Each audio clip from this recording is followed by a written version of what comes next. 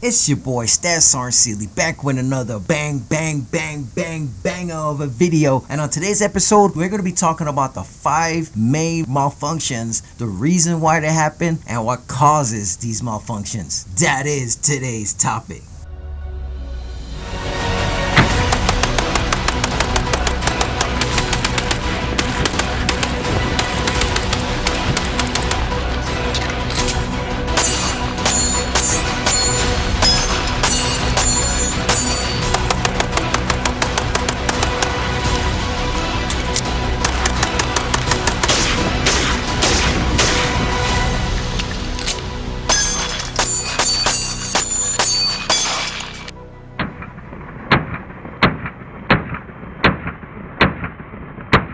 So let's get right into the meat and potatoes of this episode. The 5 main malfunctions and why they happen. Malfunction number 1 that I see happens a lot on the range is limperskin.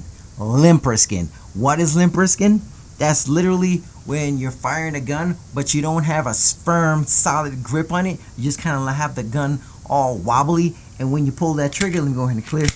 When you go ahead and pull the trigger, when the slide goes back to cycle, you're not holding the frame. You need to hold the frame steady, so when the slide goes back, it just cycles into place. But when you limp risk it, it's because you don't have a firm grip on it, and when the gun fire, your wrist goes back and the slide goes back, and then what ends up happening is you're not holding the frame steady and preventing the frame from going rearwards while the slide is cycling. And when that happens, you're going to lock the slide open because you're not holding the frame solid, which is going to lock the slide back every time you fire. That's one of the number 1 malfunctions that I see happen in the range, and some people have no clue of why it's happening. I just told you, limperskin, that's number 1. The number two thing that I see, the malfunction that happen on the range all the time, is failure to feed.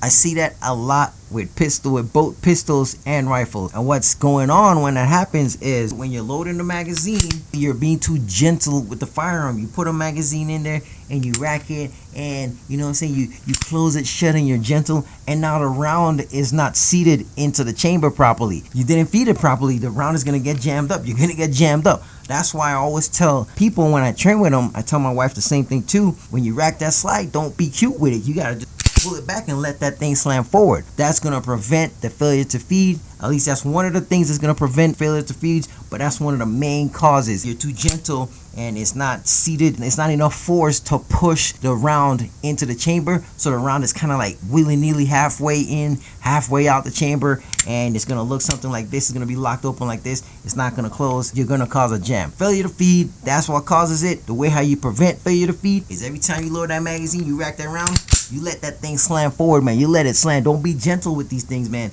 These guns are meant to be abused. It can take that slamming shut, because every time you shoot that gun, an explosion goes off in the chamber, slide goes back, and it slams back forward. That all happens when you pull that trigger. So when you load it, treat it the same way. Don't be gentle. Don't try to load it all. Okay, it's loaded. No, you rack that thing, man. You put your back into it. You put your back, shoulder, and wrist into it. Don't create failure to feeds, man. Just slam that slide shut, and you're gonna be ready to rock and roll on the range. That's the number 2 malfunction that I see that happen on the range: failure to feed. I just told you how to stop it, so stop it.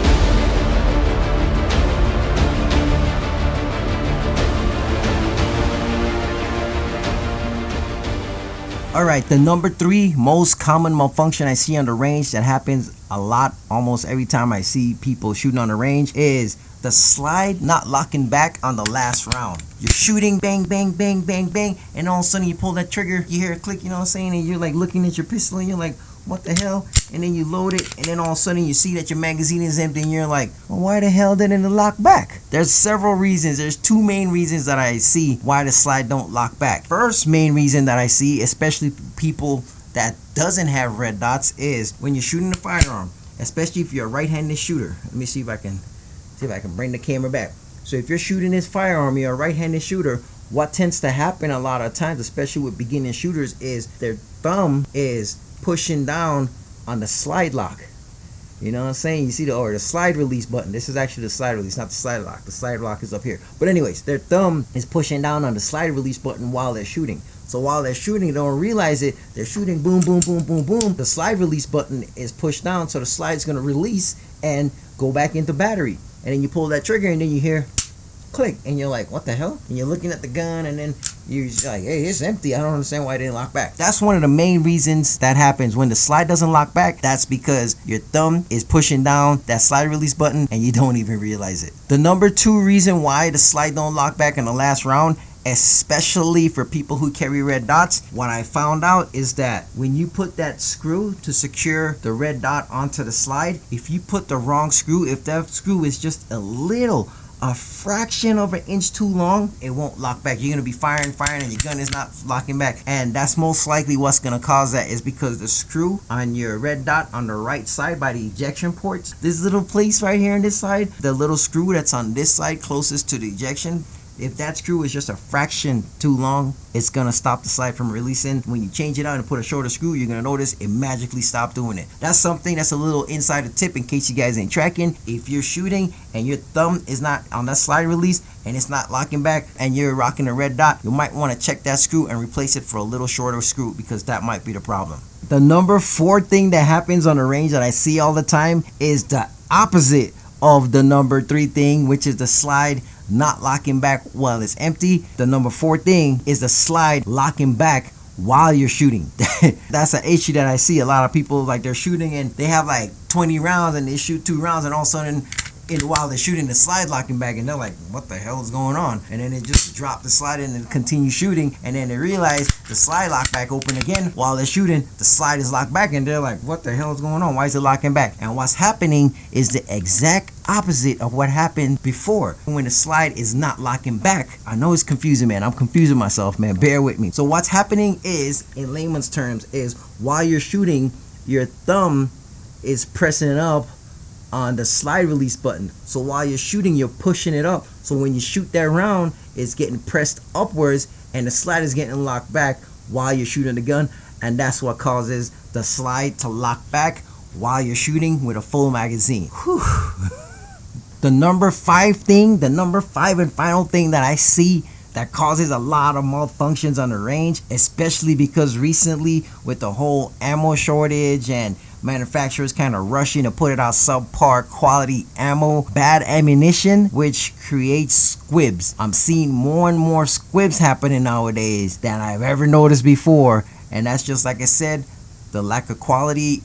Manufacturers rushing to put ammo out in the streets, and they're not quality, they're not QCing their products, and they're causing a lot of malfunctions, which I had a bad experience with some ammo, a box of ammo. If you want to check that out, check out my best range ammo for 2022, I believe it was called. I go through all the ammo and I told you exactly which specific box of ammo was giving me problems every single time I try to shoot it in multiple different guns. Like I said, the manufacturers, we had an ammo shortage, especially last year during COVID. It was crazy. It was hard to find ammo. And when you got ammo in the stores, you could only buy 1 or 2 boxes, and it was mad expensive and it was crazy. What ended up happening is, like I said, it wasn't enough supply and too much demand. Manufacturers started rushing. They started putting out bad ammo on the streets, and bad ammo causes some of the most malfunctions I've seen on the range to date. Ever since COVID, I've seen a lot of bad ammo on the streets out there, and it's causing a lot of malfunctions. And one of the main malfunctions that it's causing is called a squib. SQUIB,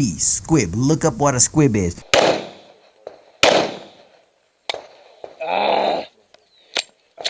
Stop.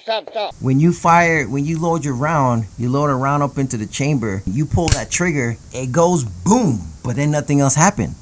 It goes boom, but you didn't see it hit the target or the dirt or anything. And you're like, what the hell? What that means is the gun went off, the round went down the tube, but then it got stuck because it was just a little too big. It was just off. The measurements on the bullet was off, so it got stuck in your damn barrel. If you don't notice that, if you don't pick up that you shot a round and you didn't hear or see any type of impact, you might want to stop what you're doing and just check. You might want to unload it, break down your weapon just to be safe, and just look in the barrel. And if you look in that barrel and you don't see that sunshine and that light coming through the end of that barrel, that means that bullet is stuck in your barrel. The worst case scenario is you don't catch it, the round is stuck in your barrel, you go ahead, load another round, pull that trigger, now that bullet that you just fired hit the bullet that's stuck and it explodes your damn barrel. That's a worst case scenario. It doesn't happen like a lot, but it's been happening more and more frequently. I've been seeing reports of people having squibs. Bad ammo is the number 5 most malfunctionist thing that I've been seeing on the market today. That's because the whole COVID ammo shortage, manufacturers rushing to new meet supply and demand, and they were putting out crap, man, and we just have to deal with it. So be safe, man. Always pay attention. Make sure you track every round that you fire, whether it's from your pistol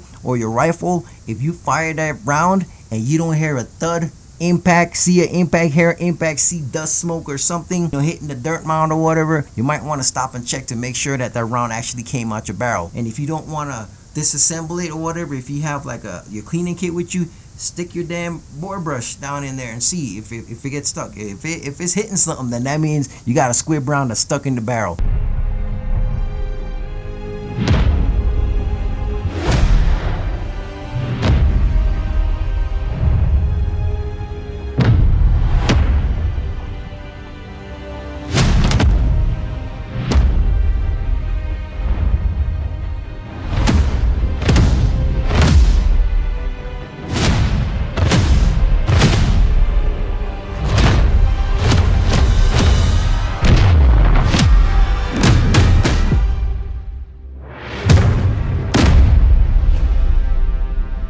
Just be safe out there, man. But anyways, that's gonna wrap up this video. Thank you guys all for tuning in. Make sure you guys like, make sure you guys subscribe, make sure you guys turn on your notification bell so you guys get notified every time I drop a new bang banger. But anyways, we'll see you guys in the next episode. Remember, be greater than you were yesterday. Be prepared so you don't have to get prepared when shit hits the fan. Staff Sarn Sealy out. See you guys in the next episode.